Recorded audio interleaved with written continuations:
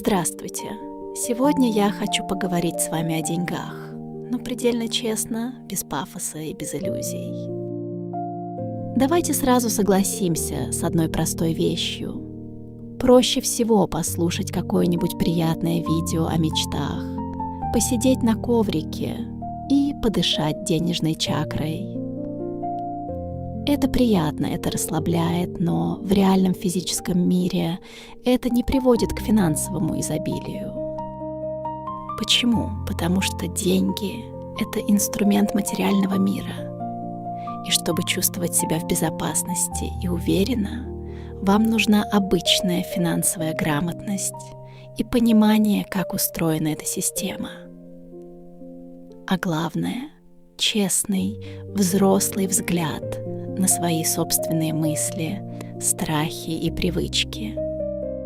Даже если у вас сейчас нет цели зарабатывать миллионы или строить корпорации, понимать тему денег все равно жизненно необходимо. Хотя бы для того, чтобы в элементарных жизненных ситуациях вас не обманули из-за неведения. Чтобы вы умели защищать свои границы, распределять ресурсы и не чувствовали беспомощности перед счетами и ценами. Деньги же — это огромная часть нашей жизни, и делать вид, будто они не важны, значит просто закрывать глаза на реальность. Очень часто вопрос денег упирается вовсе не в отсутствие работы или возможностей, а в наши внутренние психологические тормоза. Недавно мне попалось письмо от одной девушки. Она написала фразу, которая искренне встревожила ее саму. «Я боюсь зарабатывать больше, потому что боюсь стать отвратительной самой себе». Задумайтесь над этими словами. Знакомо ли вам это чувство? Это очень частая история, которая рождается из детства или окружения. Многим из нас кажется, что если у нас появятся деньги, то из нас обязательно вылезет что-то плохое. Эгоизм, высокомерие, жадность. В обществе долго формировался стереотип, что быть бедным — это честно и благородно, а иметь деньги — значит обязательно кого-то ущемить. Но давайте посмотрим на это глубже. Здесь есть две новости.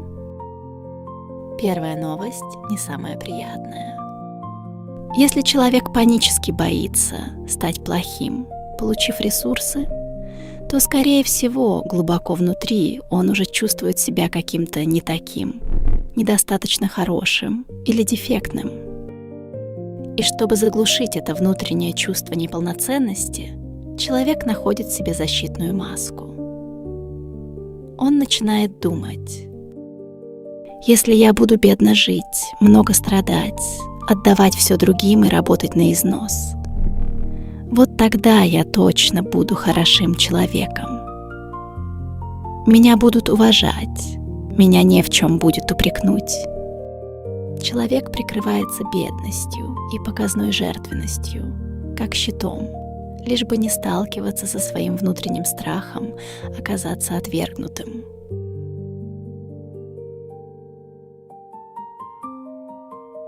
А теперь вторая новость, хорошая. Все это полнейшая иллюзия и заблуждение. У вас нет абсолютно никаких причин быть отвратительными или становиться плохими людьми. Деньги сами по себе нейтральны. Они не обладают моралью, не делают нас хуже или лучше. Деньги — это просто увеличительное стекло. Если человек внутри добрый, заботливый и ответственный, то появление денег просто даст ему возможность сделать больше добра, помочь близким, создать что-то полезное, обеспечить семье комфорт и безопасность. Если же человек был злым или эгоистичным, деньги просто подсветят то, что в нем уже было. Все неприятное, что мы иногда видим в других людях при появлении богатства, это не вина денег. Это результаты их собственных страхов, психологических травм и незрелости. Поэтому зафиксируйте эту мысль. Деньги не портят. Они просто показывают правду. И вы можете совершенно осознанно, шаг за шагом, построить с этим ресурсом здоровые, взрослые отношения. Без чувства вины, без страха стыда и в полной гармонии со своими ценностями. Если вам сейчас кажется, что финансовая тема вызывает у вас только стресс, а мыслей о долгах или нехватке слишком много, сделайте паузу. Давайте разберемся, как с этим работать на практике. Поначалу может казаться, что ваши реакции на тему денег вам не подконтрольны.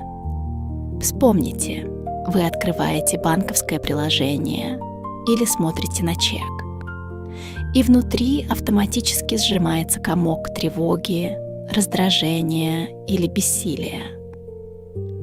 Кажется, что эта реакция происходит сама по себе.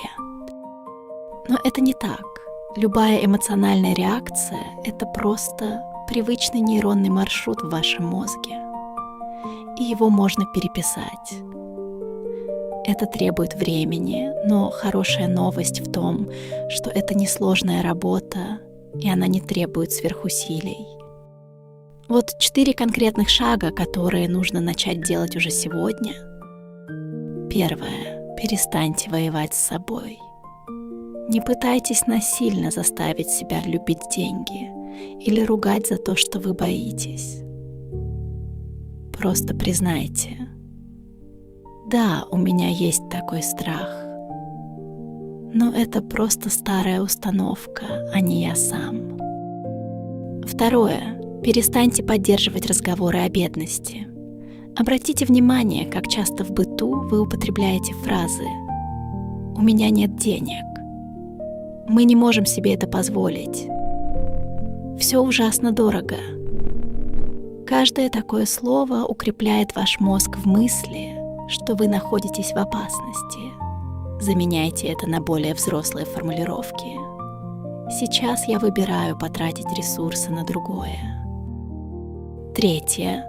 Фильтруйте входящую информацию. Перестаньте слушать людей, которые постоянно жалуются на экономику, обвиняют всех вокруг или транслируют полнейшую глупость. Окружайте себя теми, кто относится к ресурсам спокойно, уважительно и грамотно. И четвертое. Разделите факт и ваше восприятие. Если счетов больше, чем хотелось бы, это просто математический факт. А вот ваша паника по этому поводу — это ваша реакция. Учитесь отделять цифры на бумаге от своих эмоций. А теперь давайте перейдем к самому важному этапу — честному разговору с самим собой. Спросите себя прямо сейчас: вы действительно хотите разобраться в том, как работают деньги? Или вам просто нравится процесс мечтания? В чем разница? Когда человек просто мечтает, он может годами визуализировать красивые машины, дома и путешествия, но при этом ни разу не открыть книгу по финансовой грамотности, не разобраться, как работает учет доходов и расходов, или откуда вообще берутся деньги в его профессии. Мечтание без интереса к устройству мира — это детская позиция. Взрослая же позиция начинается с элементарной любознательности. Интересуетесь ли вы тем, как люди в вашей сфере увеличивают свой доход? Пробуете ли вы читать литературу про мышление, управление ресурсами и планирование? Умеете ли вы анализировать свои покупки не с точки зрения эмоций, а с точки зрения пользы и ценности? Мечтать — это замечательно. Именно мечта дает нам первичную энергию. Но реальные, ощутимые изменения в жизни начинаются только тогда, когда к мечте подключается ваш искренний интерес к действиям и обучению. Когда вы становитесь исследователем своей жизни, а не просто наблюдателем. В завершение я хочу дать вам одно глубокое упражнение на самонаблюдение. Не спешите делать выводы сразу. Дайте себе пару дней, чтобы понаблюдать за своими реакциями в реальной жизни. Задайте себе эти вопросы и ответьте на них максимально честно, только для себя. Первое. Что вы чувствуете внутри, когда находитесь рядом с человеком, который зарабатывает примерно столько же, сколько и вы? Насколько вам с ним легко и комфортно? Второе. Как меняются ваши ощущения, когда рядом оказывается человек, который значительно превосходит вас по доходам, уровню жизни или возможностям? Появляется ли у вас внутри зажим, чувство недостойности, зависть или, наоборот, уважение и интерес? И третье. Что вы испытываете рядом с человеком, который зарабатывает на порядок меньше вас? Появляется ли искушение пожалеть его, проявить превосходство или утвердиться за его счет? Эти 3 простых вопроса — лучшее зеркало. Они точно покажут вам, где именно у вас находятся скрытые блоки, стыд или страхи в теме денег. Не судите себя за любые найденные ответы.